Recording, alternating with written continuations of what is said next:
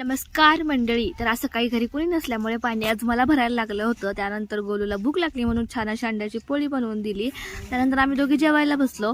घरी बनवली होती मटकी आणि चपाती आणि गोलूसाठी अंड्याची पोळी आणि चपाती. त्यानंतर जेवण झाल्यानंतर संध्याकाळी बघा आलूच्या वड्या बनवायच्या म्हणून मी घरापाठीमागून पानं घेऊन आले वड्या बनवण्यासाठी. त्यानंतर पानं स्वच्छ धुतली आणि घरात ठेवली. नंतर भूक लागली स्वयंपाक होईपर्यंत काय करायचं म्हणून वडापावचा स्टॉल आहे आमच्या इथे, तिथे आम्ही वडापाव आणायला गेलो. हे बघा गोलू कसा वडापाव घेऊन चाललेला आहे. आणि त्यानंतर गोलूची सायकल बघा अशी वरती ठेवली होती, कारण तो सारखा रात्रीचा घेऊन फिरत होता म्हणून तो असा रुसून बसलेला, का तर त्याची सायकल त्याला देत नव्हते म्हणून. त्यानंतर मग वड्या बनवायला घेतल्या. त्यामध्ये टाकलं हिरवी मिरची, लसूण, जिरी, मीठ, निंबू आणि हळद हे सगळं पूर्ण मिक्स करून घेतलं. आणि त्यानंतर छान असं पानांना ते लावून घेतलं आणि छान अशा वड्या बनवल्या.